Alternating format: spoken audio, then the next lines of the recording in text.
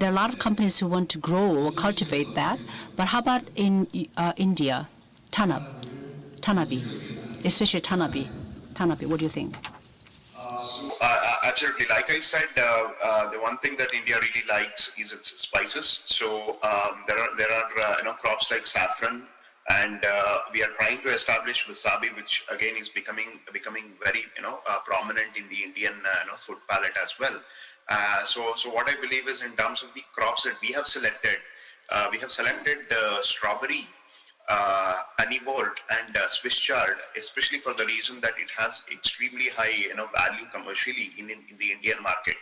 And we have also identified other crops such as golden seal and saffron, which takes a little bit more to actually grow in a vertical farm setting. But if we are able to essentially crack it, then there are tremendous markets in India for those crops. So in India, simply put, it is the exotic berries, usually that grows in colder temperatures, because India is a hot country.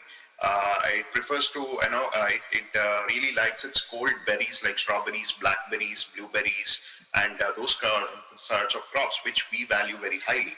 And so I think if you are targeting an Indian market, I think these kind of berries will be a best fit for both the vertical farms as well as the Indian market.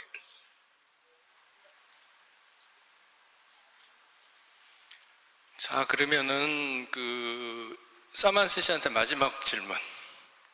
May I ask the third question? Well, this is going to be the last question to Samant. Well, I know that the last step is to get the approval for this project, but it is yet to get the approval. So, would you please briefly describe the current stage? Can you wrap it up within 1 minute? The final status. Yeah, so essentially we have the approval. It's the publication of the final results that we just need the final authority to sign in on. So it's more of a bureaucratic thing, not a technical issue. As soon as that signature from the DST, that is Department of Science and Technology, is gone through, I think the Geeta team will be more than happy to essentially send out an email stating that we have started. But from our end, we've already done our agreement signing, and we have passed on the due diligence process. So we have agreed to essentially start the project or backstart the project from December, which is why this becomes relevant. So yeah, so we are gone through. We are only waiting for the final email address from the Geeta, which only is dependent on the higher authority to essentially do the final signature on papers. So we are waiting for that bureaucratic process to pass through. 네, 감사합니다. 그러면 Thank you very much.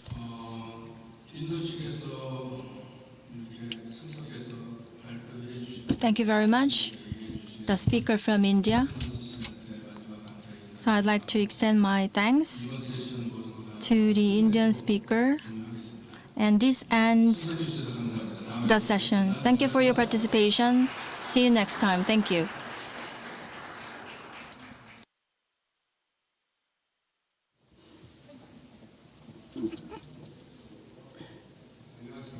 Good afternoon, ladies and gentlemen, and distinguished guests. We will now start the Global Technology Collaboration Network special session. Let me introduce myself. My name is No Zezang, the professor of the School of the Business and Technology Management at KAIST. We have a keynote speech and the panel discussion, and we also have a online as well as offline channels. First of all, I would like to invite the director of the Global Commercialization Center of the KAIST, Choi Mun-Kee, for the commemorative remark. He served as the director of the ETRI and also the KAIST, the School of Business and the Business and the Technology Management KAIST, and he also served as the first minister of the Ministry of the Science, ICT, and the Future Planning. So please welcome him with big hands. Good afternoon, ladies and gentlemen. My name is Choi Mun-Kee, who was just introduced. We are now celebrating the 11th Global Commercialization Conference and Workshop. So we just call it as GCCW as an acronym. And I'd like to extend my appreciation to all the participants who are joining us online as well as offline. From 2015, we have organized this GCCW twice a year, and every time we invited more than 300 participants together, and we really have a fruitful result. So GCCW definitely made a lot of contribution to invigorating ecosystem for the global technology commercialization. We had a 10th GCCW in spring of the 2020, and we are now having the 11th GCCW in December.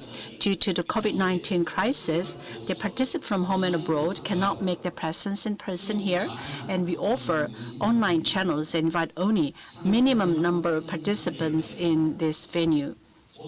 We normally have a 3-day session, which include presentation, discussion, site tour, business development, and networking. However, this spring we only had a 2-day session, and now we only have a 1-day session instead. So we had to skip all other activities, including the site visit.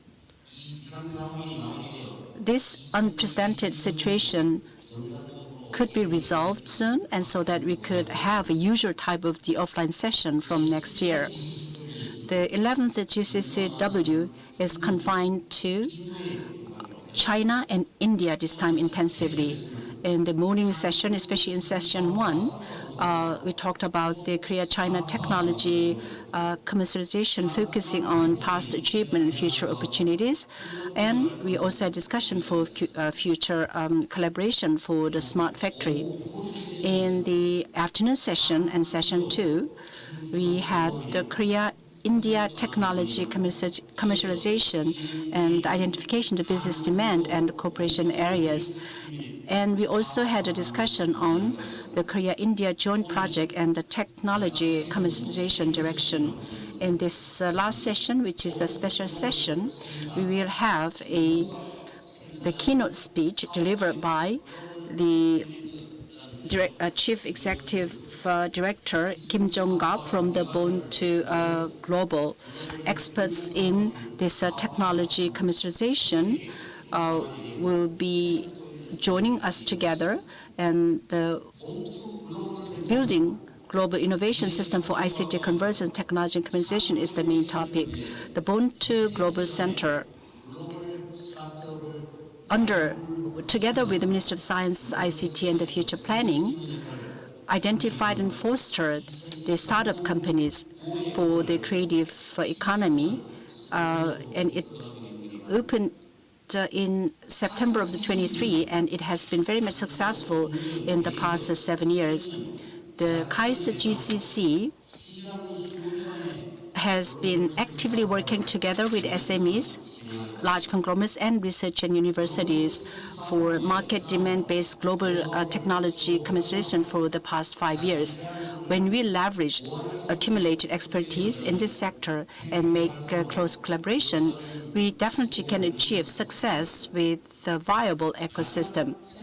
The panel discussion that we will have can come up with the new technology which can meet the global market demand and secure timely financing for sustainable business projects, and eventually set up the ecosystem for technology commercialization. And I hope that we also could exchange insights and expertise for collaboration during this panel discussion session. I would like to express my thanks again to all the presenters, discussants, keynote speakers, and the panelists for the successful conclusion of the 11th GCCW. It is yet too early to assess the outcome of online conferences compared to the offline, but definitely we learned a lot that more attention and care are needed.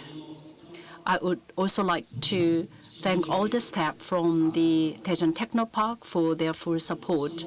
At the same time, my thanks also goes to the KAIST GCC as well as ITTP members for their full support and the dedication.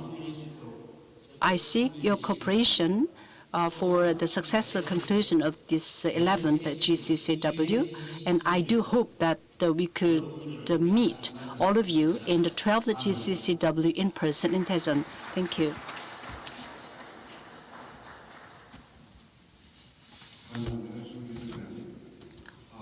Thank you. And next, I'd like to invite to the podium Mr. Yoon Dong-seop, Director of Daejeon Technopark. And Mr. Yoon has obtained a PhD degree in economics at Nagoya University. And in the Bioengineering Research Institute, he served as the principal researcher. And starting from 2009, he has been contributing to the local industry cultivation and development. Ladies and gentlemen, please give him a big hand.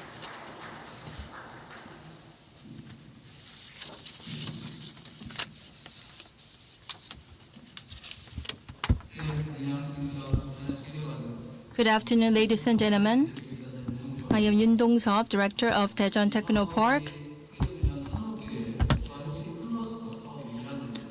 And the project is being pursued as part of the big national project of the Ministry of Industries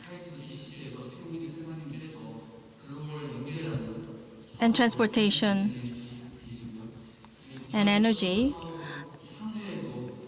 And the National Cluster Project is being pursued at the moment, and also for the next 4 to 5 years, it will continue. And during the time, we will be able to accumulate our know-how and expertise. And I really hope that this project can prove to be fruitful at the end. Under the tough COVID-19 pandemic situation, KAIST GCC and the head of the GCC, Mr. Mun-Kee Choi, has made a lot of efforts to make this happen. So I'd like to thank you for your efforts. And also, the Daejeon Technopark will also support you as much as possible so that all of us can come up with good results. Despite busy schedules, there are participants online and offline. I wish you all the best day. Thank you.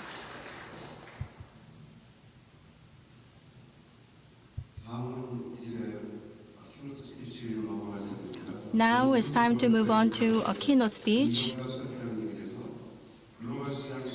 Mr. Jongkap, Chief Executive Director of Born2 Global, will deliver a keynote speech under the title of How to Get Global Tech Demand. Mr. Jongkap has been involved in IPOC and Silicon Valley and Tree Center over the last 20 years. At the same time, he has experience working in an incubation center. And from several years ago, Jongkap has been serving as the Chief Executive Director of Born2 Global. So ladies and gentlemen, please give him a big hand.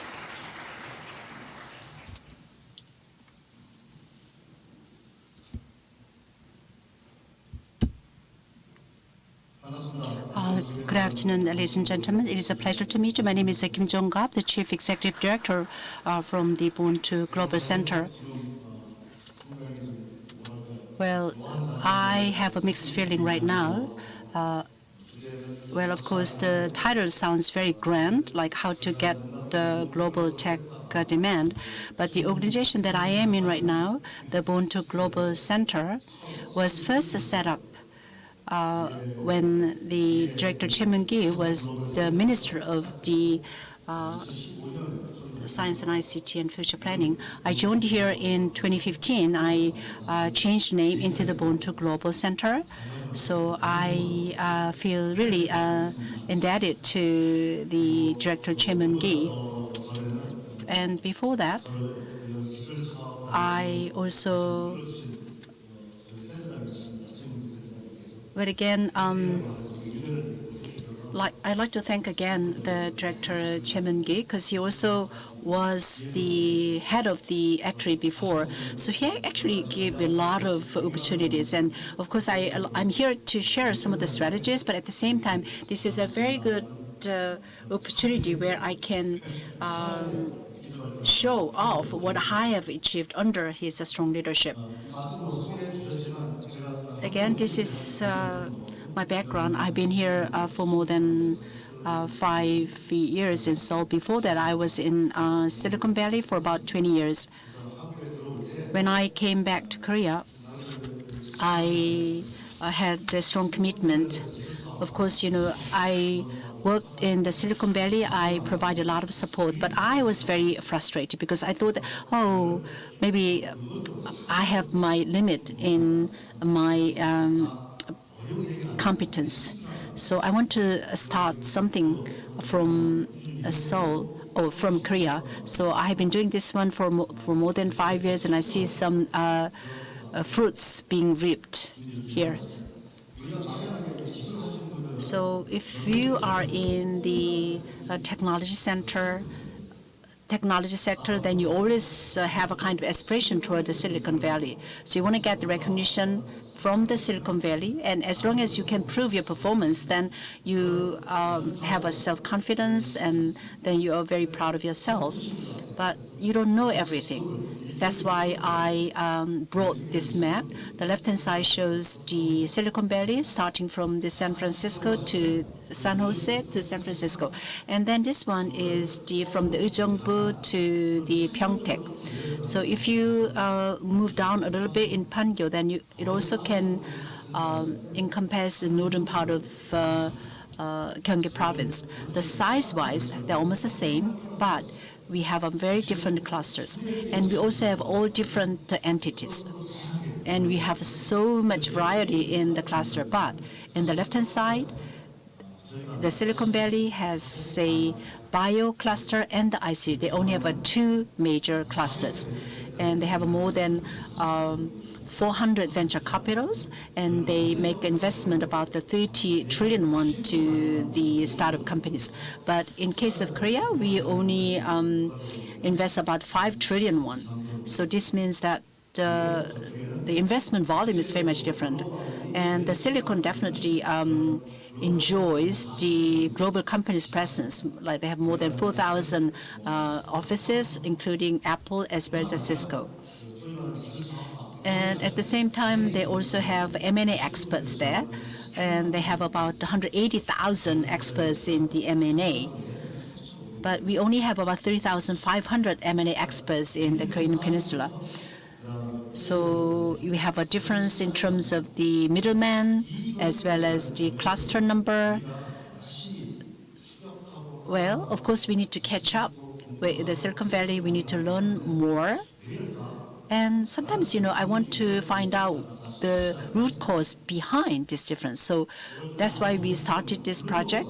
This is the Bloomberg Innovation Index, published in every June. And of course, this is very much concentrated on this startup.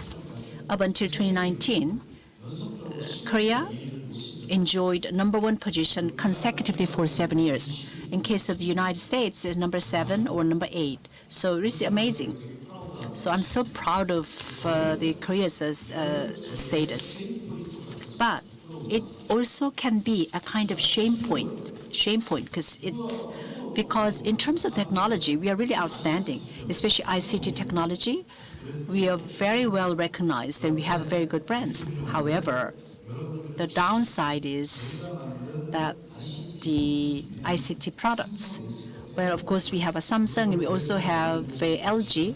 Do we have any other global brands except the Samsung and LG? Unfortunately, no.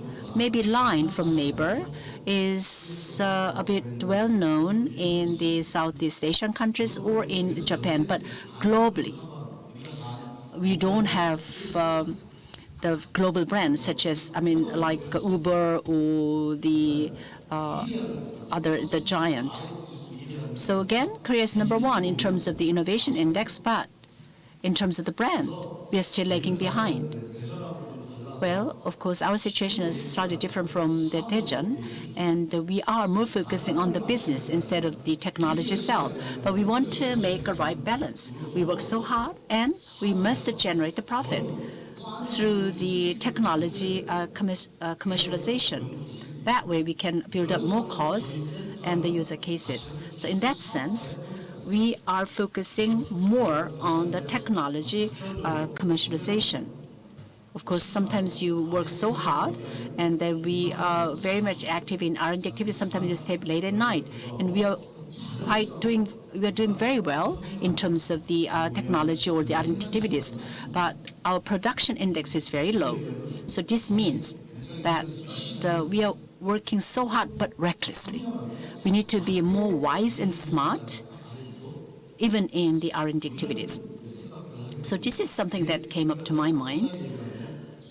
So this means that we need to conduct R&D activities based on the demand. So we need to have a kind of shift or the change so that we can secure more market share and strike the balance. So that is the prologue. And our center, Born to Global, of course, we are concentrating on the startups, but we always start with the market. This is a very well-known diagram. So this is actually the essence of the technology commercialization. So you wake up in the morning, and then you go to bed, and this is something that you have to do as the leader. So you have to go through this circle: market, product, channel, model. So you need to identify the need from the market, and then you need to have the product market fit. And after that, you need to think about the right channel to sell the products. It can be B2B, B2G, B2C, so there will be many different types of the channels. But anyhow, whatever the product is, whatever the service is, you need to have a right product market fit and then product channel fit. And after that, you need to think about the business model and the channel fit. So how do you will share the profit? So again, you also need to have a model product fit and market channel fit and the model market fit. And then later on, you have to repeat this cycle. So sometimes you need to go to the other opposite side.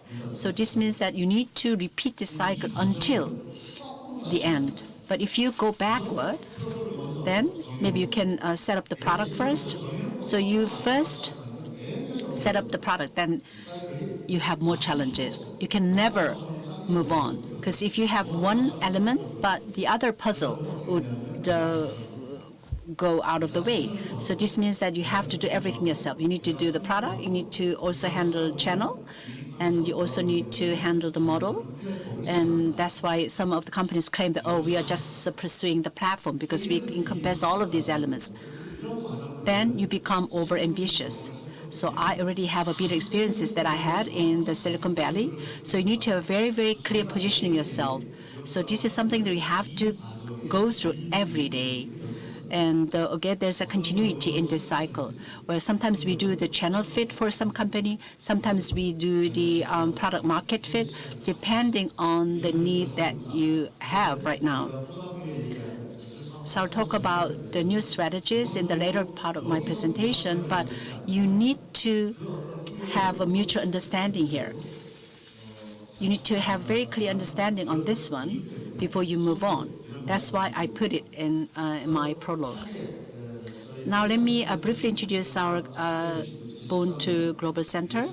This was first established in 2013, and now we are under another ministry, Ministry of Science and ICT. So we first worked together with a startup, but we are focusing more on the ICT and also DNA, data network, and the AI. So we are concentrating on the startups and also with the DNA, because we are not involved in the local projects. So we are just involved in the global projects. So we are very well known if you go out of the Korea, but not many people are aware of our Buntu Global Center. So our head office is in the Pangyo. We have a building there.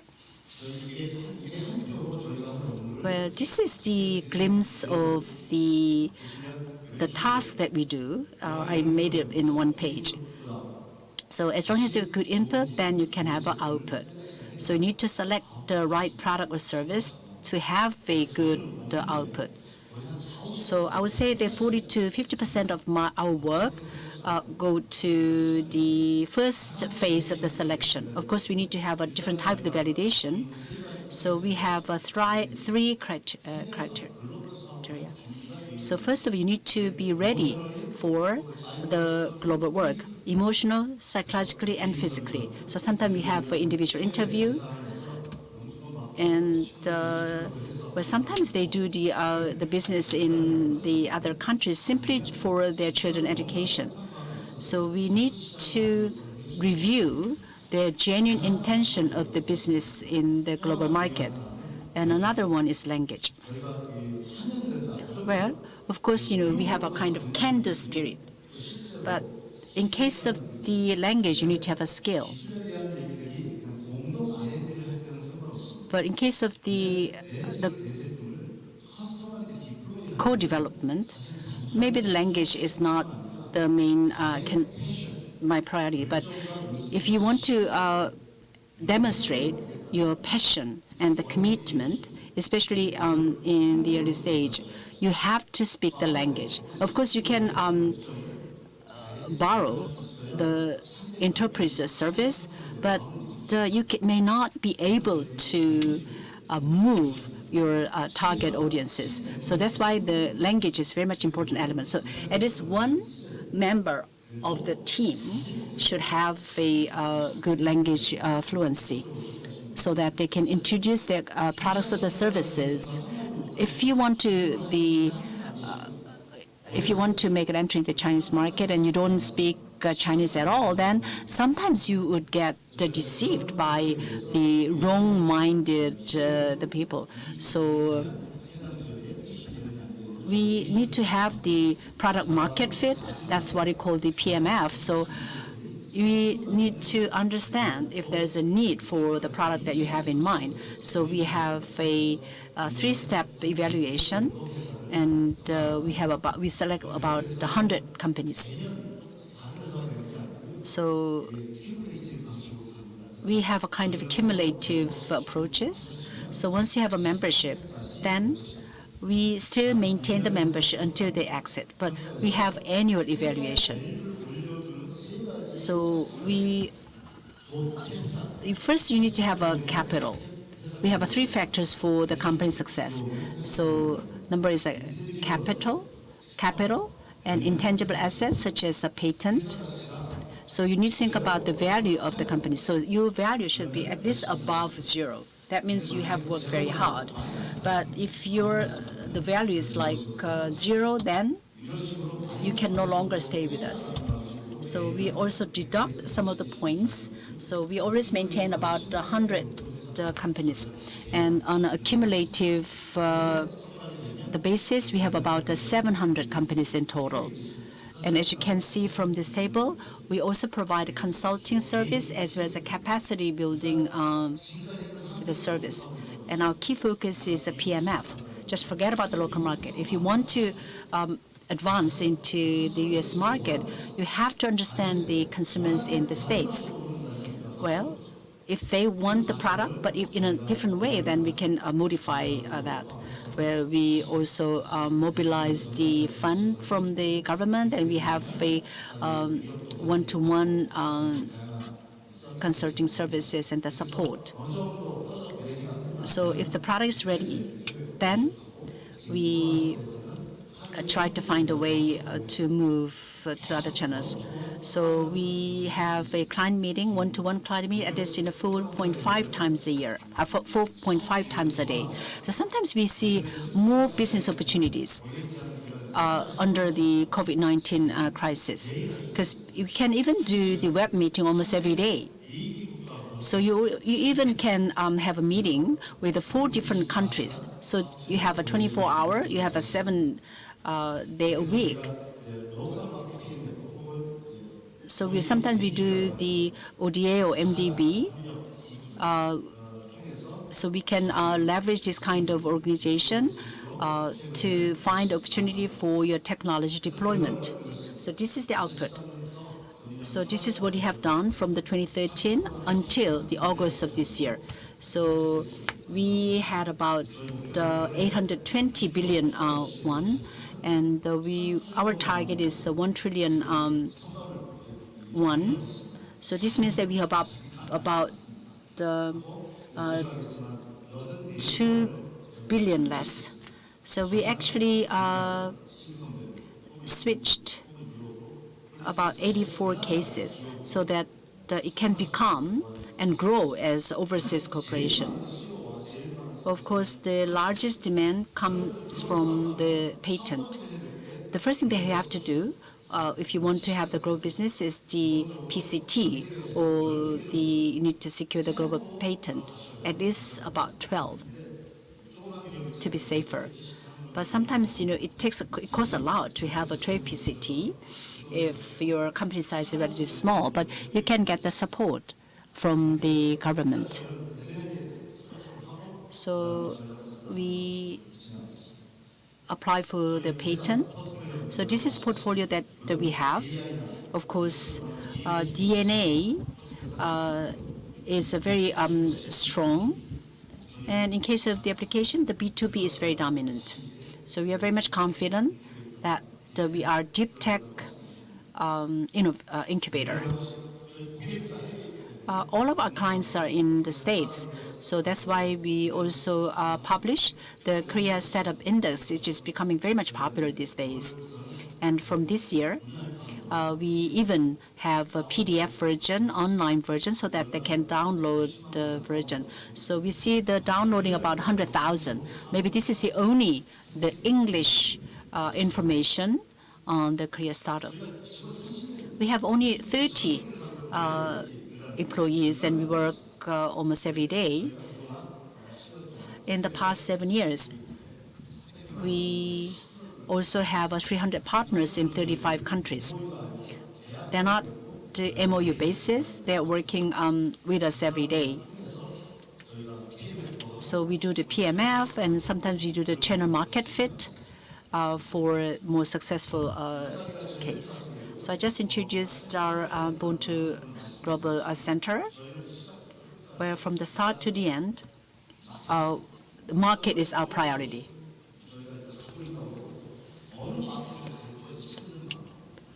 However, we need to find which market we need to go into. And depending on which market you choose, we need to know how to do pivoting. So let's say that there is a product that is easy to pivot in a certain market. That means that we need to specify a specific market that we will go into. However, as you know, the COVID-19 occurred in January, so that was devastating because 100% of our businesses is related to overseas countries, but we could not go into overseas countries because of the COVID-19. So probably for the first time in the world, we began to use Zoom in a very active manner, so all of our work became online. So there was no need for our employees to come to the office. But 2 months or 3 months has passed since the outbreak of the COVID-19. But not only us, but also the other countries. So the companies with new technologies did not come to Korea. Let's say that there is a new technology. So for the new technology, there should be a validation process. And looking at it and discussing it, with bare eyes, in a candid manner. However, things are going online, so the relevant parties could not trust each other because they were in an online environment. But after some time, relevant parties began to realize that there is no choice. So this kind of contact or non-face-to-face method of working will go on. because things that used to be considered not possible are possible now online. So in the past, we could not imagine where, for example, a vice minister of a government ministry shares some data or information on Zoom with other counterparts in other nations. But this is really happening. And the virtual conferencing became available for the first time in 1997 or 1998. And Cisco and Skype service became available. It's been quite a while since the introduction of virtual conferencing. However, now, just in a year, so many people around the world are using online conferencing system. Do you think that this kind of online culture, online environment will end after the end of COVID-19 pandemic? No, I don't think so. Especially CEOs, representative of companies, they want to use online. They wanted to use online systems to monitor employees, but at the time the employees did not want to use that system. But now the case is totally different. We can do more with the online environment.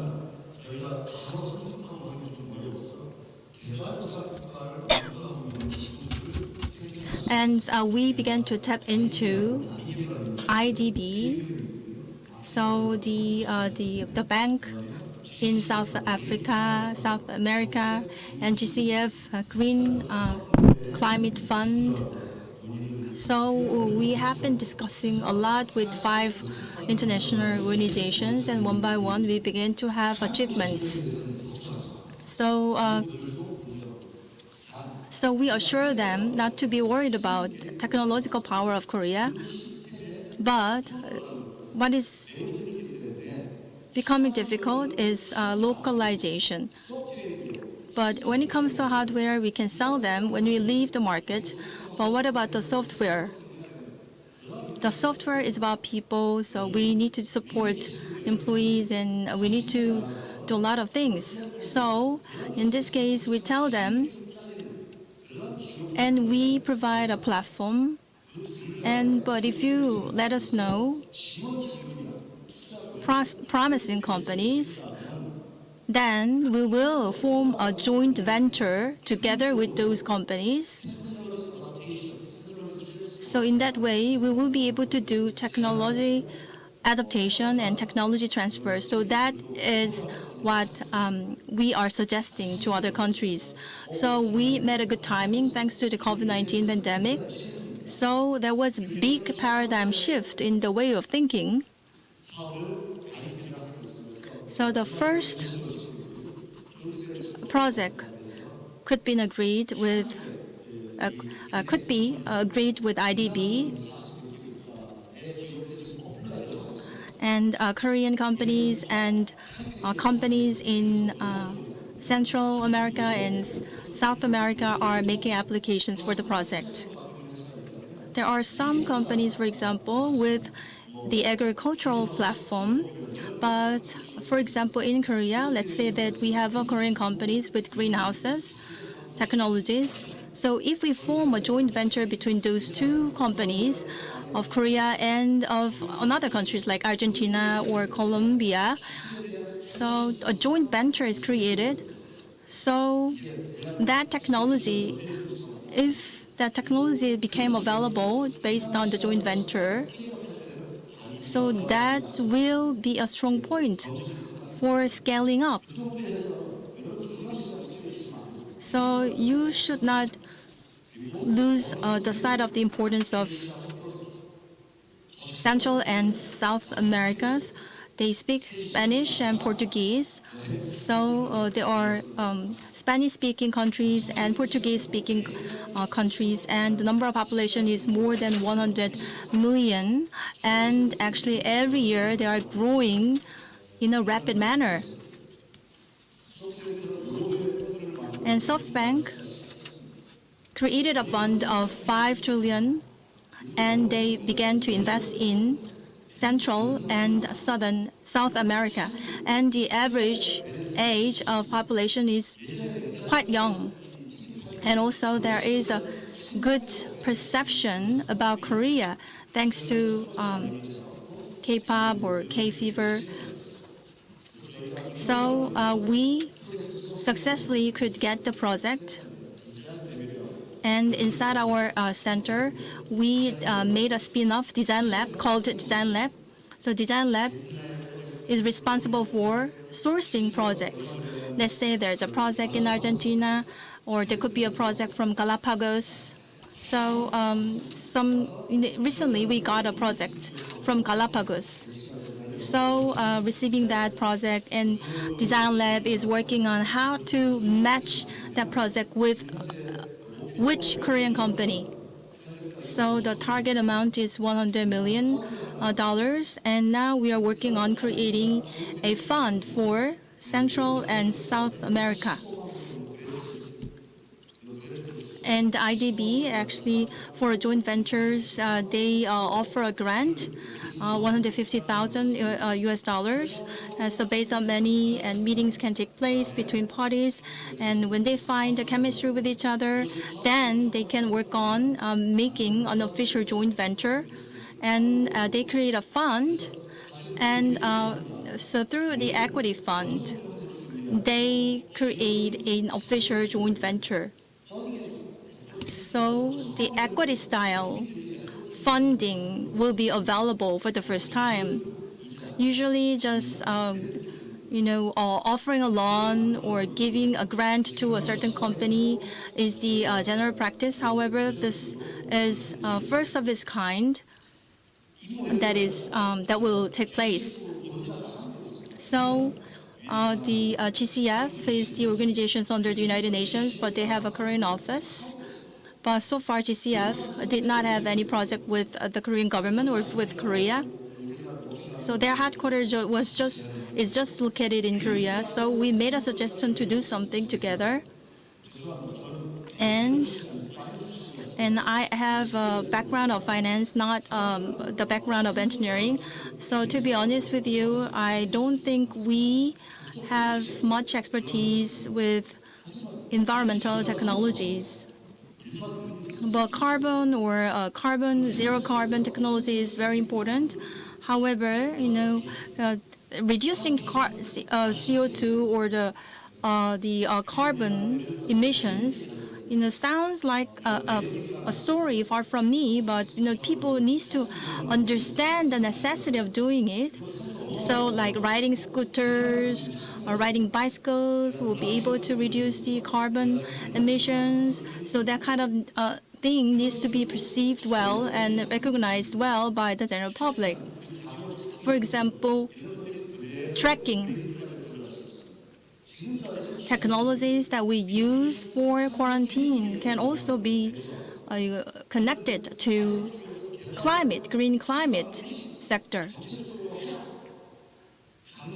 So in the past, if a government says, oh, this is the thing that you need to work on, so as a policy, you need to adopt this, and that's how the other companies used to follow. However, not anymore. Now, the key point here is that we need to leverage big data, AI, and all the new technologies. We need to leverage them well in order to grow the market for the green climate sector. So the Korean companies and the companies of another country can form a joint venture, and they can receive a grant for the facilitation of their business. And once they achieve good performance, they can be funded. So this is something that we already did. So 100 million fund, out of that, 80 million was a grant. So mitigation and adaptations can go together in this way. And this was well received. And this idea was passed at the United Nations. But this project became possible thanks to the COVID-19 situation. But with the outbreak of the COVID-19 pandemic, IDB and all the other international organizations did see a stoppage to their projects. That's why, the current situations served as a kind of facilitator. So we give technology to the concerned country. So that means that technology needs to be transferred. So what should we do with the technical support? And what should we do with concerning customer support? And what kind of support should be given? So all these questions cannot be tackled online. However, but we can accelerate the overall processes for relevant companies, like doing PMF and POC. That's why we signed an MOU with KAIST, because we found commonalities with the KAIST, the academic institute.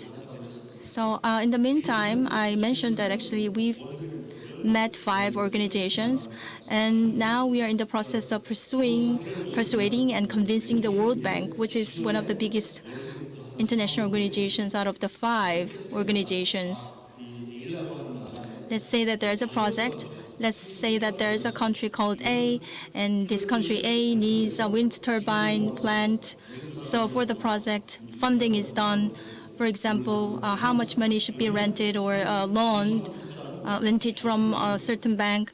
So the concerned country places an order for making that happen. But the kind of ordering size is quite big, like Samsung and Hanwha and LG CNS. So Siemens, big companies, actually they apply for the project. So the companies are evaluated.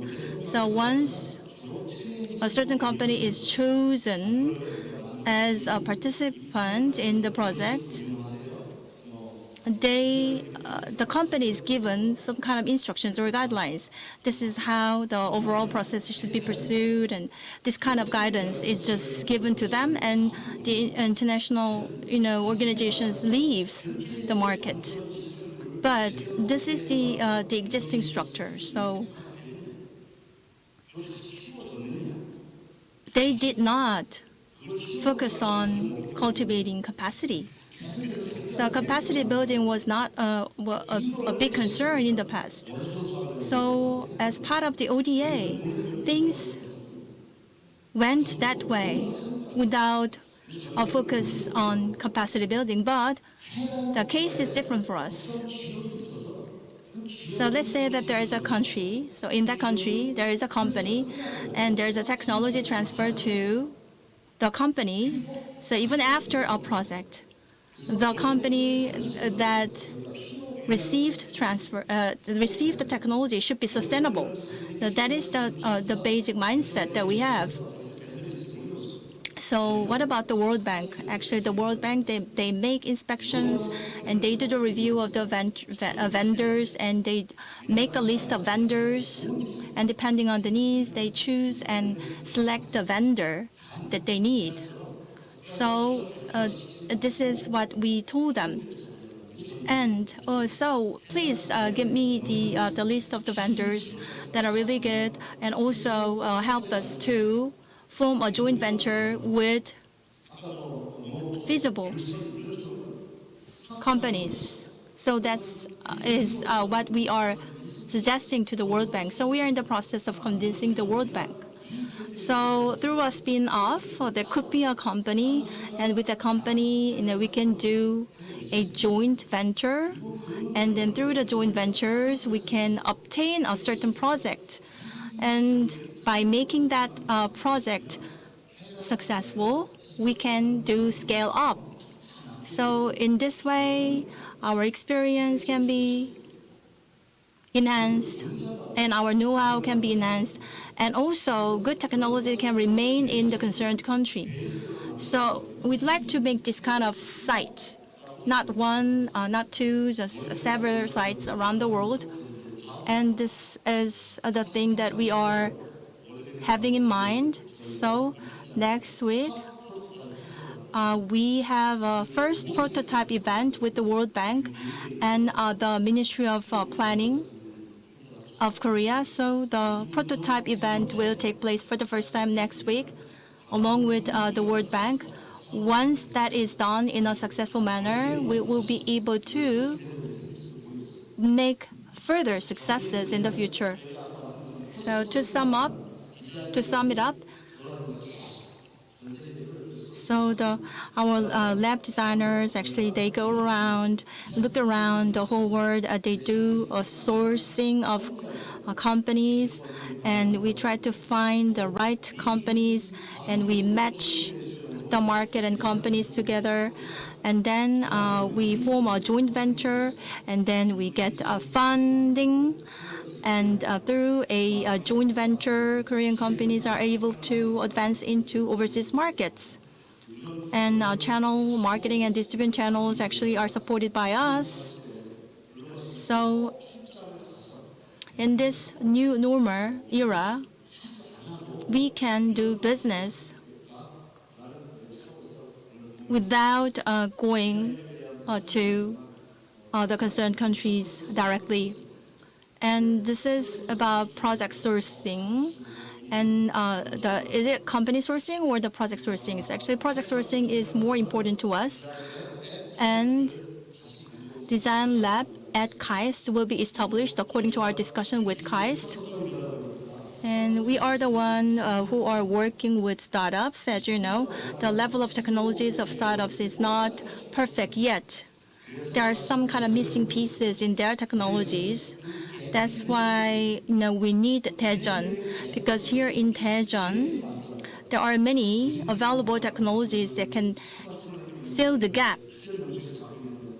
So there are technologies that have been retained by professors or that have been retained by university labs. So we'd like to leverage those technologies so that a joint venture that will be created in the future can use those technologies. So the lab to global market is the major theme that we are talking to the Ministry of Science and Technology. So what we are asking startups is that you need to first identify demand of a market. So if you get us demand, if you let us know the demand, we will support you. So when it comes to government, actually there is a government administration and the National Assembly. However, these are the stakeholders for us. And there are so many stakeholders, and we have expanded the stakeholders, VC and all the things here are stakeholders for us. So with technologies that we have, we would like to do business. Technology, if it is good, it should not be ended as a technology. It should be commercialized. And Korea is one of the OECD countries. So at least 10% of the technology developed should be commercialized, I think. So that is the objective that I have in mind. So I'd like to move on to a conclusion. Our position is the same. We value customers, and customers are our priority. We should not make things that are not wanted by the market. And if you want to use the word commercialization, that means absolutely you put customers first. So commercialization is about giving what customers want and need. Thank you. Thank you very much for your wonderful keynote speech. So please take your seat now.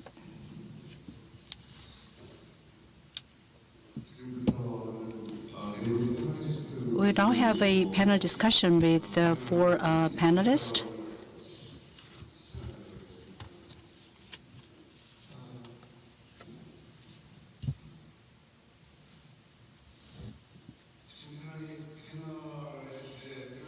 The topic of panel discussion is building a global innovation system for ICT convergence technology commercialization. First, I would like to introduce each panelist for taking precious time to join us today. So on my right, we have Vice President Choi Jong-in, the Indus University Corporation Foundation from the Hanbat National University. And next, we have a Vice President Park Jong-hung, the SMEs and Commercialization Division of the ATRI. On my left, we have the Chief Executive Director, Kim Jongkap, from the Vonto Global Center, who just finished the keynote speech. And we also have a General Manager, Park Dong-hak, from the K-Water Human Resources Development Institute. So please give them big hands. In this panel discussion, we will share their experiences or expertise.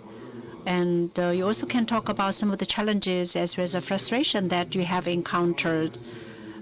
So anything that would be good for the global innovation system. We also have some time ready for the Q&A from the audience. And first, I'd like to invite the Vice President Choi Jong-in, who had a lot of experience in the, especially the industry-academia collaboration.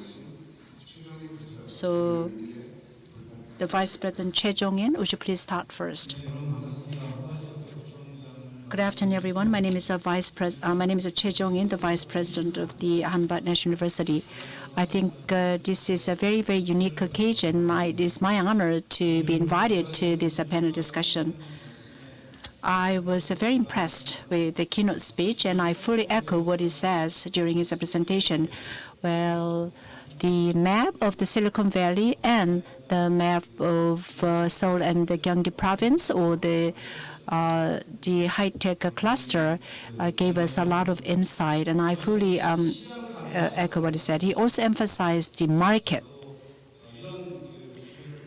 Well, I can give an analogy for your better understanding. We have a TPM. This is the concept, meaning technology product market. And so 110, 100. So this means that the technology is one, and then you need to have 10 times more effort to make it available in the market. And at the same time, it will take 100 effort to make the customer open their purse and then purchase your product at the end of the day. So in that sense, I think he rightly pointed out the importance of the market. We also can think about a TPM concept in a reverse way. Do we need to think about the market first, or do we need to think about the issues that the customers have in their market? So what are the technologies we need to have to resolve those issues by the customers? So this means that we can go forward as well as backward to have a meaningful output. And the second point I'd like to stress is that, of course, he also introduced the Bloomberg Innovation Index in his prologue. Well, of course, the Korea enjoys #1 position, but we also have some vulnerability or the weak points. Well, productivity is the area that we need to focus more, because our rank is like 18 this year. So this means that we have a new opportunity, but at the same time, we also have a risk. We also can enhance our approach to the global market by resolving these issues. Now, from the perspective of the industry and academia collaboration, we can think about two issues. Number one is the policy from the government. So number one is a policy from the government side, and number two is a program that are being executed by the universities. Well, the government has a 5-year plan, and they actually set up the task and action plan every year. And they also encourage to foster the talent. And we have 4 pillars. And of course, number one is top talent.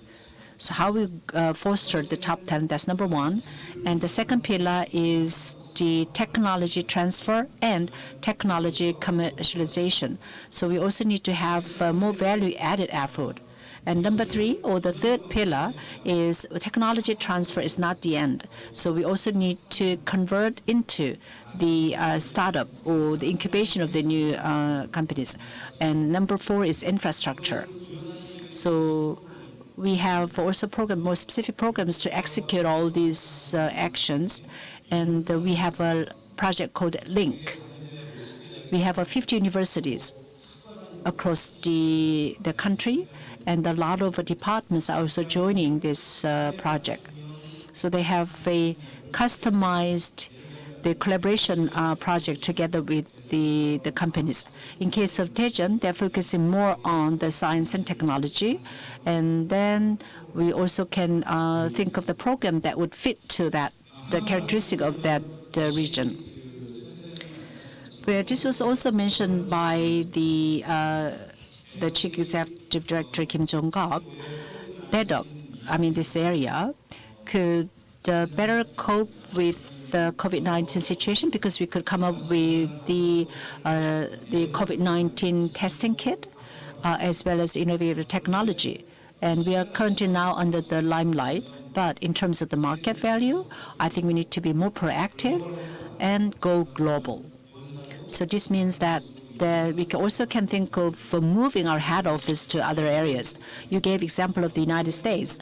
And in Europe, in terms of the pharmaceutical company, Basel of Switzerland is very well known because they have a head office of the Novartis and other global pharmaceutical companies. So we also can set up the joint ventures to enhance the value of the company or the product, the value.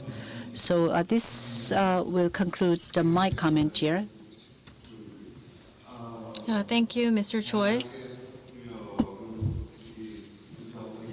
The industry and academy cooperations is the basis for technology commercialization. So I'd like to thank Mr. Choi's efforts so far, and I expect your hard work for cultivating talent for the future. And next panelist is Mr. Jong Park, Vice President of SMEs and Commercialization Division of ETRI. Good afternoon, ladies and gentlemen. I am Jong Park of ETRI. ETRI is the National AI Research Lab, and we changed the mission name. So Korea needs to be equipped with AI, artificial intelligence, and that is the mission that we have for the future of Korea. And from a commercialization point of view, I'd like to talk about the importance of commercialization and what really happens for startups when they go into global markets. So I'd like to thank the presenter for the presentation. And much of the presentation content covered what I wanted to tell you today. And there are some points that I agree on. At the same time, there are some points that I disagree on. So I'd like to give you my personal thoughts. First of all, I'd like to emphasize the importance of commercialization. When it comes to R&D, there are two types: fast follower type and first mover type. So follower and first mover, depending on which type you choose, the approach we take needs to be different. So in the past, when we followed the fast follower, commercialization processes were not that complicated. So there was a technology transfer to a company. A company works on products based on the transferred technology. Then the company goes into the market. So the overall process was not that complicated because the transferred technologies was from an advanced country and market. So there was no need to think a lot about the existence or the effectiveness of the technology. But now the situation is different. So when we follow a first mover approach, we need to think about how to create a market. But in the meantime, startups are becoming formidable because they gain experience in the process and they improve their products. So they play a crucial role in our ecosystem. So I cannot emphasize more about the importance of startups. They play such a crucial role.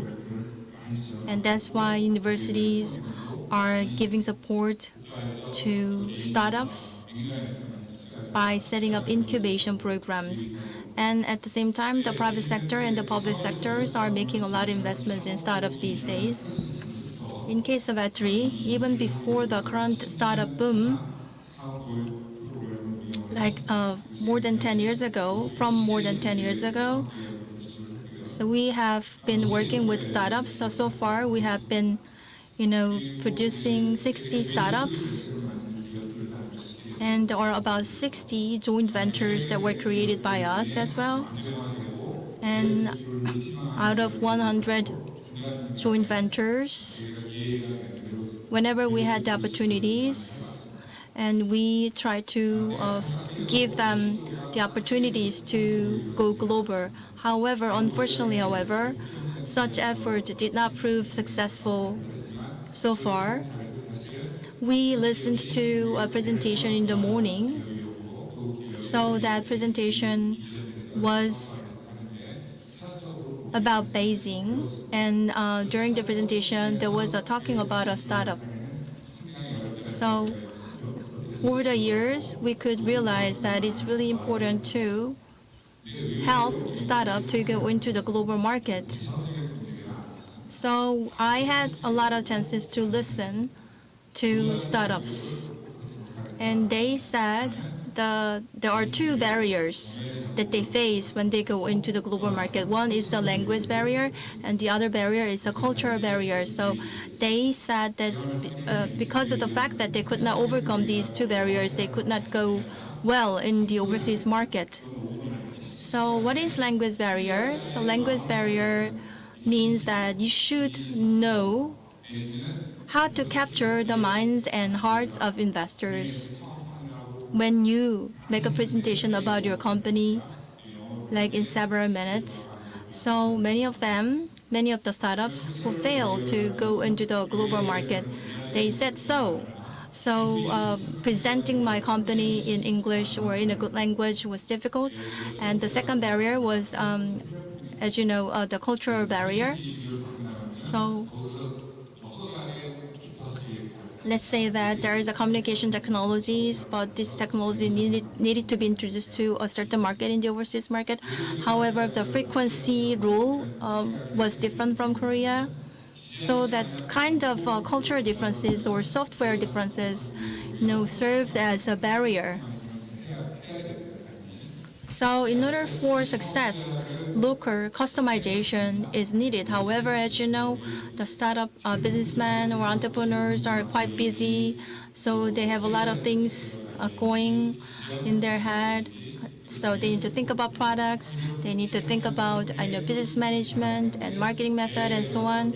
So even here in the domestic market, they think that they are not doing a good job, but at the same time, they feel pressure to go into the global market, so they do not dare to think about going global. So most of them have a tendency to think that they will go global once they stabilize their business here in Korea or here in the domestic market. So when it comes to first mover R&D approach, what matters most is that actually I listened to several presentations made so far in this event. But what I realize is that if you have a good patent, if you have a good technology, if you have a good product, you would be able to overcome the two barriers that I mentioned in an easy manner. So in the past, let's say that there's a new idea or new technologies for the new approach, a patent was applied and issued. But now the situation is different. So we look at a certain area first, and for that area, we check what kind of patents were issued for that area. So in a strategic manner, we try to identify what technologies needs to be patented. So that approach is suitable these days. So at ATRI, we are making a shift as well. So we are coming up with strategic approach for global technology commercialization, and we hope to gain good results from the new plan. Thank you. Thank you, Mr. Park from ATRI. So ATRI has been at the core of ICT convergence, and it will be reborn as the ICT convergence hub once again. That is my expectation. So now I need to give the microphone to those working in the field. So Mr. Jongkap Kim, Chief Director of Mun-Kee Global Center, please. So you have experience helping more than 500 startups go into Americas. So please share your opinions and suggestions with us. Well, I think I actually cover all the things that I need to make in my keynote speech. Well, during my presentation, I didn't cover in detail. So the commitment is another element that we need to focus. If you do the global business, just dedication itself is not enough. You need to have a scrupulous preparation, and you also need to have a matching competency. Well, we had a heated discussion, a debate for over the criteria. Well, especially if you want to work in the global market, then we will provide the support. So the criteria or the ceiling is not that high. However, from our perspective, we cannot guarantee that those companies only with the ambition and dedication or passion would really prosper. So we need to be more selective, because we need to have a review on the qualification. That's why I mentioned about the language skill, where sometimes we even ask them to prepare the pitching, maximum for about 1 minute, to test their language capability or the fluency. So commitment is another element. Well, so if you want to advance into China, then you need to have a commitment, because competition in a Chinese market is also very fierce. They don't always welcome the foreign companies, and because you also need to compete against them. Well, overseas investment is very difficult.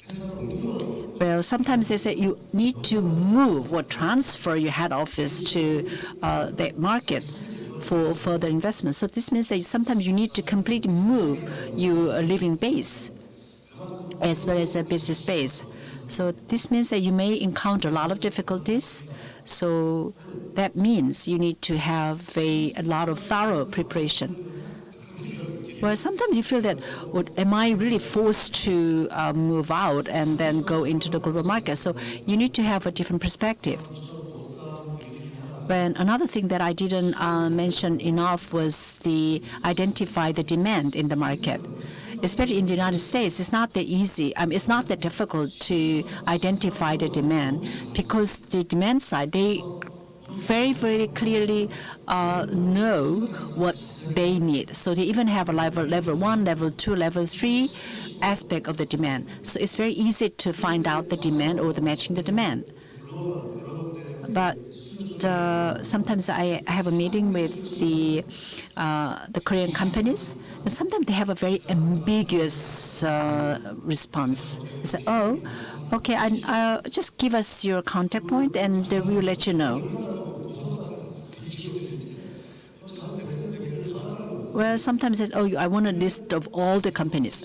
They said they will review everything. But sometimes they don't even know what they want. So they're just looking for something good. They're just looking for something very innovative. So this is not enough. Because sometimes you need to educate them because they don't even know what the exact demand that they want to have. Sometimes they just go out for cheaper price. And we see the repetition of this process. Let me give an example. Currently, we are working together with the Continental, and we found out that we could take a lead because we have more than thousands of the technologies that they want. But maybe they have a deeper pocket than us. And it took about 3 to 4 months for the pitch. And so they did reverse pitching because they want to let us know that what they want. So of course, we had a Zoom meeting, and I'm interested in that. Then we can make an entry into that part. So the success rate is far higher because the companies also can prepare themselves because you have the technology and you know how you can present your technology. So what are the highlights and what are the things that you can focus less? Before, we had a kind of a blind elephant game. But of course, this is not the easy process. But now the time is different because we no longer need to have a fast follower. We need to be the mover and we need to be the leader. And the one last thing I like to comment before I finish is that we don't have sufficient middle manager or middleman. We all have just engineers. We don't have a middleman. Even in terms of the policy, we have investors and we have engineers. There's no middleman or the matching entity. But when you want to have a technology commercialization, you definitely need to have the middleman. There's a scope of the engineer because we cannot push them to, we cannot push engineers to go further and then move toward the technology commercialization because they have a completely different mentality. If you do the R&D with the mindset of the businessman or the management, then you would have a completely different output. So the DNA is very different. Of course, some people may be very versatile, so they are very good in a lot of different stuff, but it's a completely different area. Well, so we need to have more human resources who are more adaptive to the technology and the engineering and the commercialization all together. So I mentioned that we have only about 3,500 M&A experts, but in the United States, especially Silicon Valley, they have more than 160,000 experts in M&A. So as long as we have a sufficient number of the M&A experts, then we would have more cases or more deals of the M&A. So I hope that we could also reinforce the manpower in that area as well.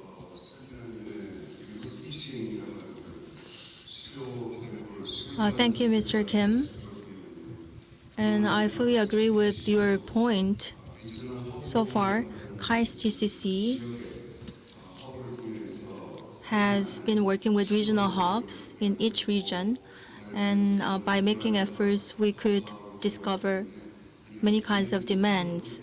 And such a demand pool type commercialization should be expanded further, I believe. And the models based on this type of approach needs to be activated further. And next panelist is Mr. Dong-Hak Park, General Manager of K-Water Academy, which is a K-Water Human Resources Development Institute. So Mr. Park will talk about how to build an ecosystem for commercialization. Good afternoon, everyone. I am Park Dong-Hak from K-Water Academy, and I'd like to thank you for your invitation. And before I begin, I'd like to introduce to you K-Water. K-Water was established in 1967, and it has been contributing to enhancing the welfare and well-being of the general public. And K-Water Academy is for foreigners, so we give a training to foreigners in terms of water management. So through a joint venture, K-Water and can be a participant, and that will make the overall process easier. So I agree with the previous presenter. But from development to operation, it takes about 10 years. So 2 or 3 out of 10 projects could be successful. So in my view, the biggest challenge that we face in overseas project is time. Today, I'd like to talk about how K-Water is contributing to building our ecosystem for global commercialization. And secondly, I'd like to talk about examples of supporting SMEs by using our water industry platform center. K-Water, starting from 1997, has been providing education and training programs to developing countries. So most of them were government officials in charge of water management. So they come to Korea, and also when you go to Jeonmin-dong, we have a dormitory under the K-Water Academy. So they stay in the dormitory and they receive training and education for 2 weeks, and they learn about how to manage water system. So we do field visits together, like multipurpose dams and water purification facilities, sewage water facilities, and integrated water management and operation center, and so on. So first, what I want to talk about is that the K-Water is well known for outstanding water management. So we are combining the water technologies along with ICT technology.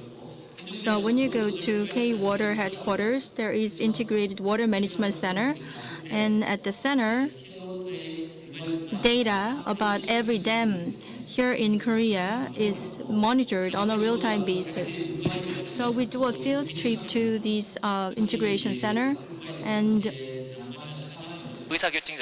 government officials of developing countries, as trainees, they watch and learn about the facility, and they are astonished by the Korean technological power, and they want to do benchmarking of Korean systems.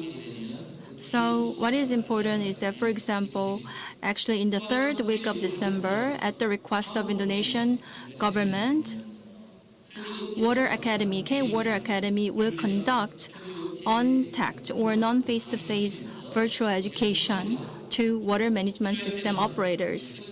And another thing that I want to talk about is that whenever we have certain topic in relations to facilities of companies, during our international program, we invite the working level persons from SMEs so that they can deliver knowledge and so that they can talk about their products to the government officials or trainees of the training course of other countries. So one of the goals of K-Water is to promote our knowledge and share the knowledge that we have gained so far over the last 5 decades. And we are not, aiming to have a profit, at hand. However, actually, we'd like to share what we have gained with other countries. And by leveraging the K-Water Industry Platform Center, we are supporting SMEs so that they can go into the global markets. So not only K-Water, but also SMEs should succeed together. That is the mindset that we have. The major activities that we did is that actually we bring SMEs to overseas exhibitions and technology roadshows and business sessions or meetings and so on. First of all, we received the applications from the SMEs related to water industry. Through the review process, we select a certain number of SMEs. So we form the overseas market pioneer group. So in case of 2018, 33 SMEs, or in case of 2019, 39 SMEs, and this year 39 SMEs were selected as the part of the overseas market pioneering group. So they participate in overseas exhibitions, business sessions, and localization pilot programs. So as for overseas exhibitions, back in 2018, we participated in overseas exhibitions in Vietnam, Indonesia, and other countries. And because of the COVID-19, exhibitions are not being held. But after the COVID-19 pandemic, we will resume our activities. And I'd like to talk about technology road shows. So we introduce the technologies that we have that are customized for the concerned countries. And I'd like to talk about business sessions or meetings. So we take advantage of the network of the Korean government or the K-Water. So we have one-on-one business meetings with water-related companies or governments of other countries. For example, in 2018, targeting 50 people from water utilities of the Philippines, we made an introduction of smart water management pilot program. And as a result, we signed a contract. And the last one is the localization pilot project. For example, when there is a developing countries, actually we install water technology devices for free first. So by having them experience the new technologies that we have, they can know the strong points of the technologies of ours. So there is a technological support for small and medium-sized companies of Korea.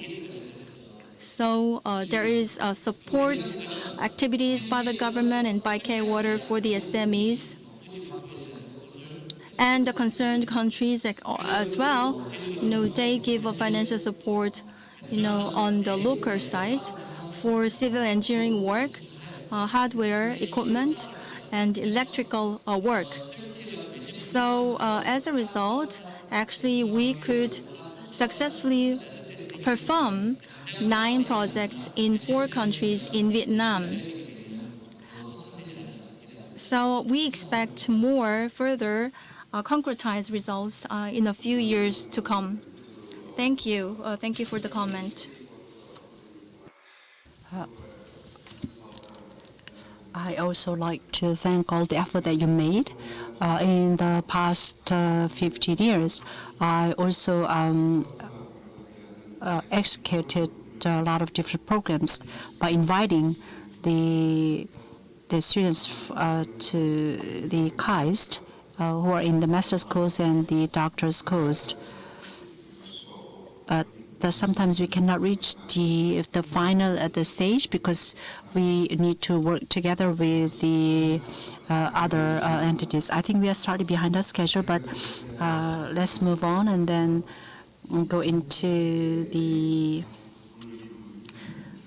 Q&A session because you are making a lot of contribution to the solid ecosystem. So please go ahead and then make any comment. You can direct the person whom you want to make question. So this time I'd like to invite the Director Park Dong-ha for the comment.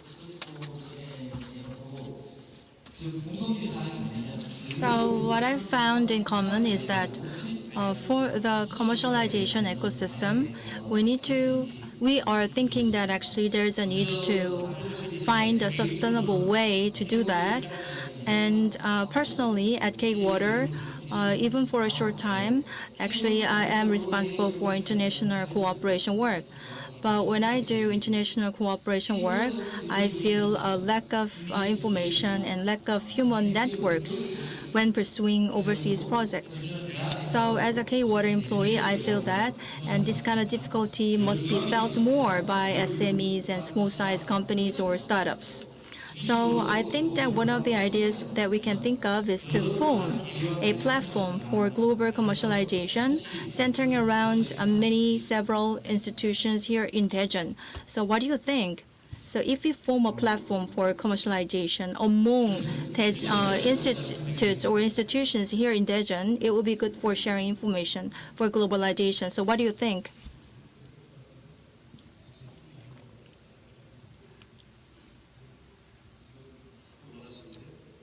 I'm sorry, I missed your point.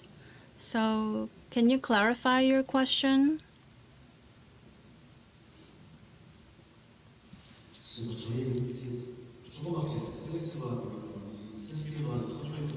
And Ubuntu Global is a center that is responsible for selecting a number of startups that would go into global market. But so I cannot think about or talk about the big pictures. But here is what I thought. So there shouldn't be a conflict with the private sector, but sometimes at some point I feel like there is a kind of intrusion into the private sector. So one of the difficulties that we face as a public corporation is that when it comes to technology validation, there are many businesses and projects going on. So the technology validation projects are done by this ministry or that ministry and so on. However, actually, they make a selection after hearing a 5-minute presentation. Probably, of course, I think that actually that selection is made because they trust the concerned startup. But what about the reality? There are so many engineers or experts here. So what if we come up with a system for validation? So for example, let's say that there is a technology. So is this a technology that could be made by, a graduate school student, based on the 3 years effort? Or is this the feasible technology? So is this a good technology? So that kind of validation needs to be made, and business feasibility needs to be also assessed. So here is one example that I felt ashamed of myself, and I trusted one company, the CEO of the company. So that was a venture company. So I introduced that company to Silicon Valley. However, the Silicon Valley person asked me, writing me an email, JK, are you working really? So are you a worker?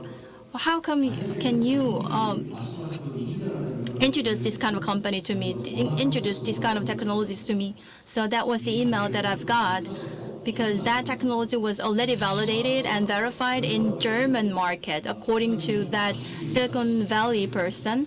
And now after that email, actually, I tried to figure out more information about the company, and it turned out that the CEO of the venture company that I trusted, did hide something. So I really hope that actually there could be a kind of a validation system through which we can easily validate the technology feasibility. So is there any other suggestions that you want to make? I think the key is to nurture, foster the good human talent from the universities. Well, then, especially for the fourth revolution, I mean, to prepare for the fourth revolution, what are the qualifications that we need to have for the human talent? Maybe we can think of the 4 C's, starting with the C in English. Number 1 is maybe communication.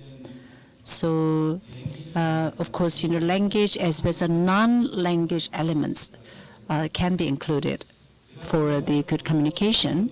And the second C comes from the creativity. So how would you identify the needs, and how can you see something that other people cannot see? So there might be unmet need definitely in the market by the consumers. How can you explore and identify those unmet needs, especially in the low context culture market? Maybe they can more easily express or voice out their demand, but we also have other different countries. And the third C comes from commitment. So I just came up with this idea of the 4C regarding the human resource development. Do you have any other comment? Yes. Thank you. I wanted to continue my explanations that I couldn't do, and also at the end of my explanations, I'd like to ask you a certain question. Starting up a business is really tough, and the first presentation made in this morning was made by a Chinese institute responsible for serving as a bridge between Korea and China startups. And during a Q&A session, what I found was that the Chinese speaker mentioned that they are giving a lot of benefits to startups, but the beneficiaries of the benefits should be not startups at an early stage, but startups with mature technology. So hearing that answer, I realized that, this is the reality where we are. So we are in a reality where it is really difficult for startups to advance into another market. This may be off the subject. However, at Atri, we began to adopt a new system for finding, recruiting startups. So let's say that for hiring new employees, let's say that we hire 6 or 7 new people, and so when we hire the new people, actually we kind of identify whether this person, what this person will do. Like after several years, this is a person who will do the startup, or this is the person who will do this and that. So having that in mind, we try to select people. That was off the subject, I know. But when it comes to commercialization, I think that it's necessary to match the product to the market that needs the product. So that would be the realistic way. So is there a real success that you experience by doing that? So can you share more examples of success stories? Mr. Jongkap Kim, please. I think a number of projects have been preceded in that way, where it is yet to tell whether the project is successful or not, because it's been only less than a year. And let me give you one example out of those projects. And the projects that I get involved right now is the drone technology, or the LiDAR technology, or forest protection technology. We can combine these 3 technologies together. We have one company in Latin America, and they use a satellite image. And if they get the image from the satellite, they can distinguish which is a forest and which is just a field. So they have a solution that can extract the image and then distinguish what is the tree or not. And another one is that you take a photo. You get images from the LiDAR, and then you can have a map. Especially, we don't have any issue because we don't have any issue with the tropical or the forest. But in Latin America, they need to have a technology because that way they can identify which tree is that. So there's another company that can execute the solution. And one more example is to enhance the drone flight time by using the hydrogen cell. So if you have all those elements separately, then you cannot make a necklace. So drone technology company just search the battery company. So as long as you can integrate these elements, then you can definitely have a very successful case, because we can have a collaboration project together with the company in the Galapagos, because of course you need to have some modification, and we can come up with the algorithm for the modification or the alignment. So in this case, we can also invite the local companies, not just the Korean companies. So this is something that the GCF really welcome. So I think that this definitely has a huge potential. But I have some concern at the same time, because if you have a 5 CTO, then what would happen? Or maybe I can handle 5 CEO, but maybe not the 5 CTO, because you need to have a very, very delicate or subtle orchestration. So that's very challenging. And then sometimes, they need to have a strong leadership by the GCF. So that is a kind of homework that we need to delve into.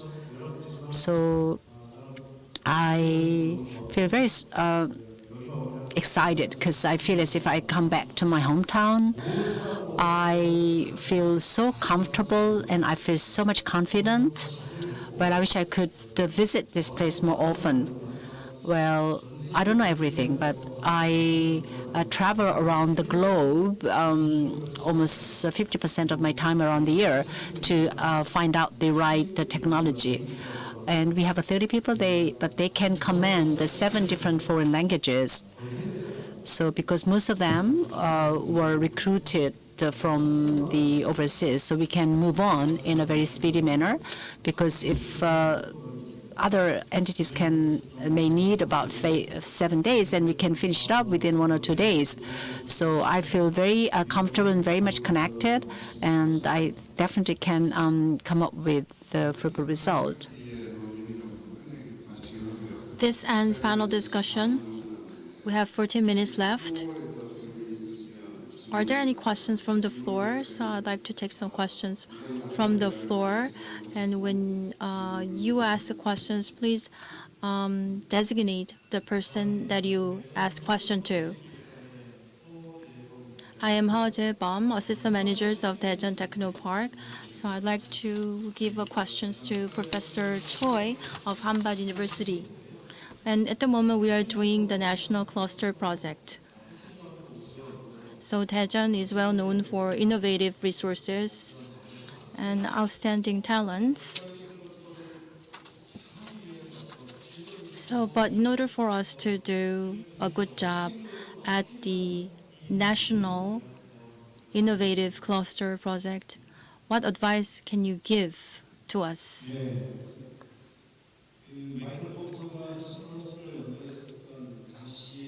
So Michael Porter researched innovation.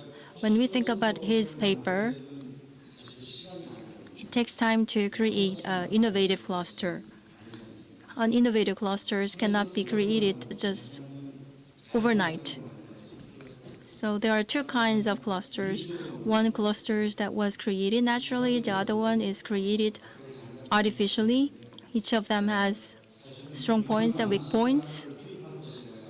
So in fact, how much time will be injected is a matter that needs to be resolved. And secondly, collaboration or cooperation is crucial. A cluster means that a lot of different parties gather together to come up with a new thing. So collaboration is crucial. And last point is that leadership matters eventually. Whether you are in Boston, Silicon Valley, or in the Research Triangle Park, so when you take a look at each cluster that exists, you could see long-standing leadership. Unfortunately, however, here in the case of Daejeon, that kind of long-term leadership is not visible. So I think that we should shift focus from the public sectors to the private sector in terms of establishing leadership as well. Is there any other comment? Just, I would like to thank all the panelists for such an insightful debate. And my question is for Dr. Park, Vice President of ETRI. And I would like to ask how the research international cooperation affects later the potential commercialization, especially for the local customization and how it can affect. Thank you.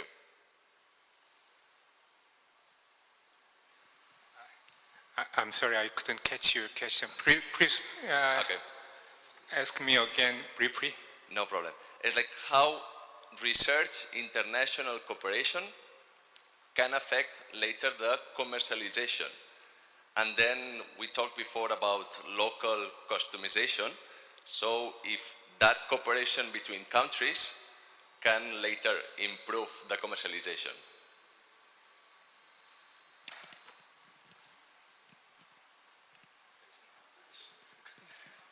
The research cooperation.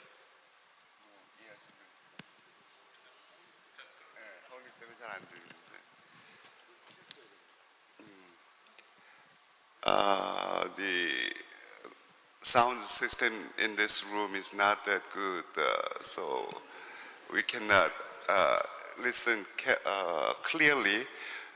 All of us don't use this nice fancy system, so. Okay, if it is not so, urgent, why don't you talk about after the session? Maybe I mentioned about language barriers during my speaking, so I also have a language barriers. But actually, this time the problem is something like howling or speaker problems. I couldn't understand clearly your question. Sorry about that. No problem.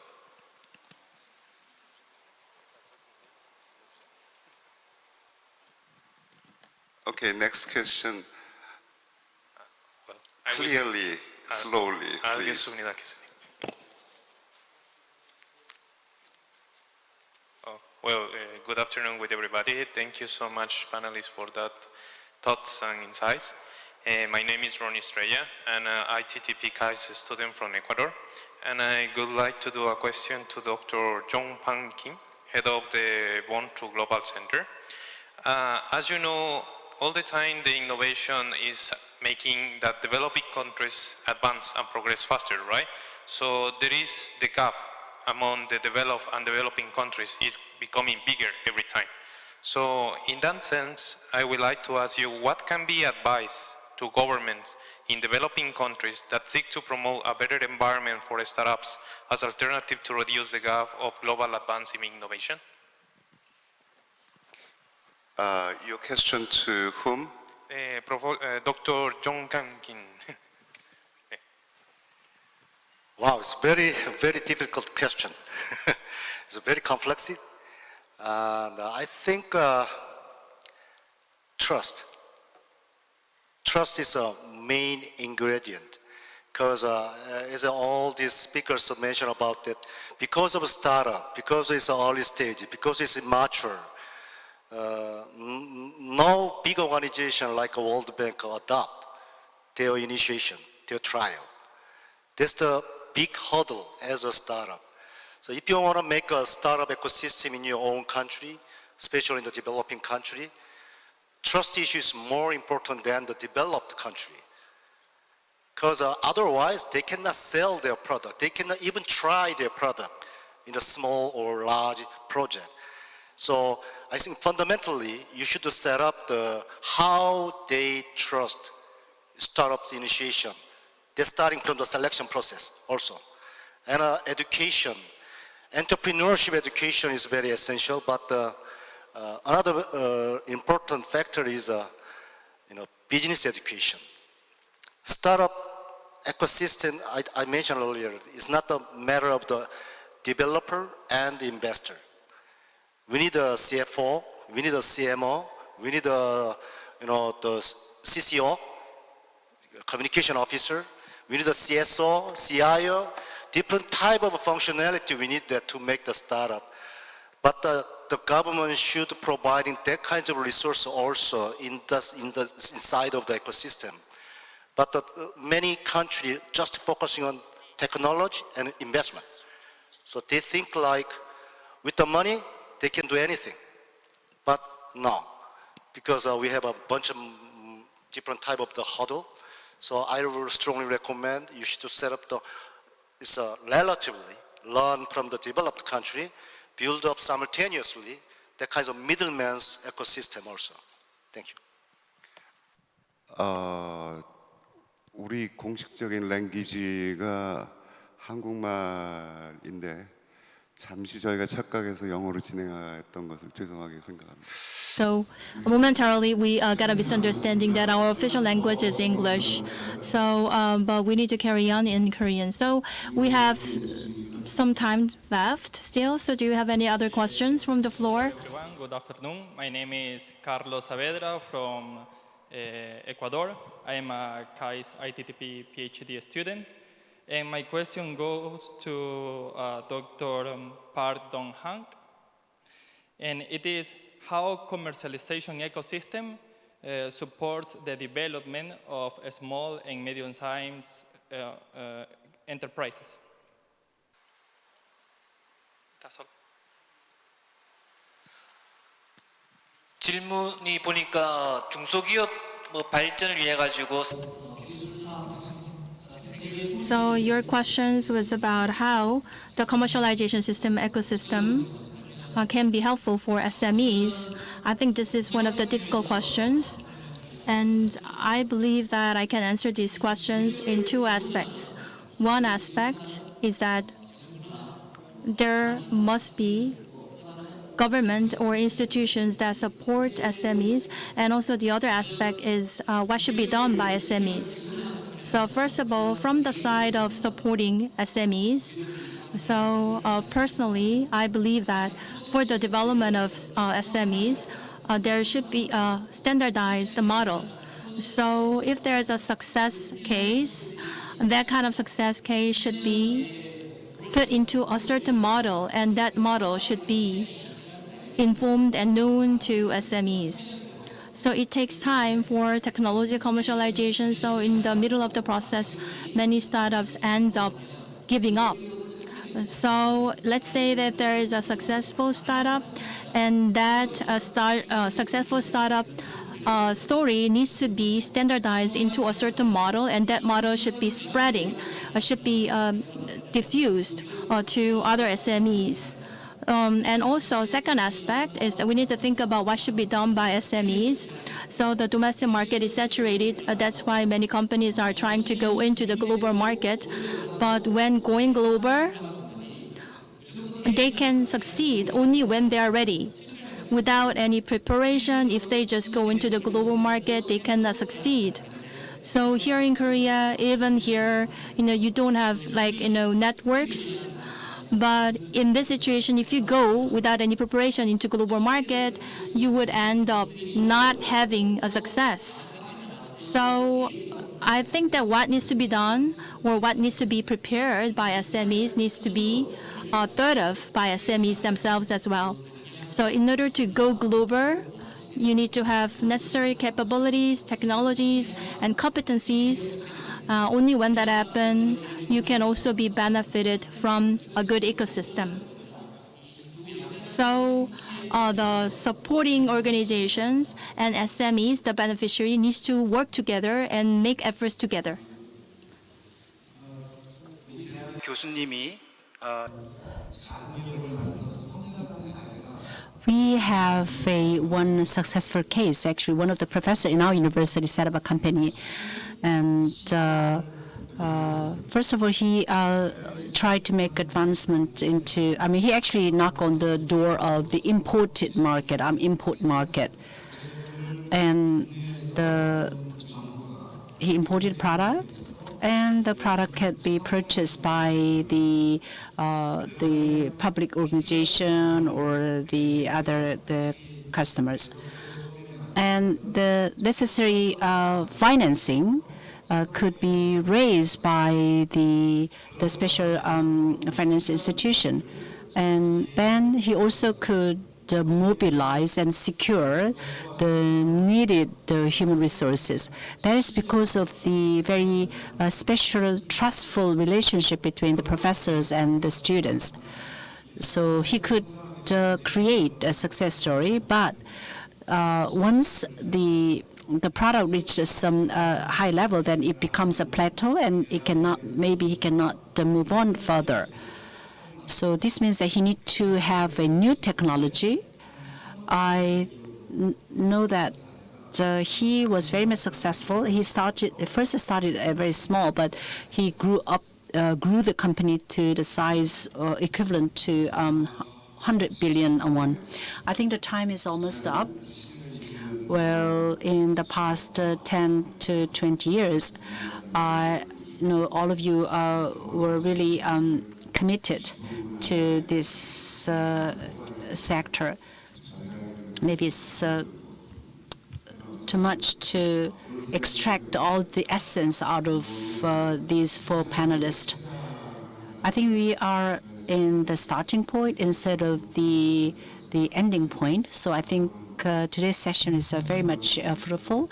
We are encountering the post-COVID-19 situation and also the fourth industrial revolution, where we are talking about the global technology commercialization. We also need to have interactive communication channels. This is a direction that we need to move on further, and I believe we can create or come up with the most solid ecosystem for the technology commercialization.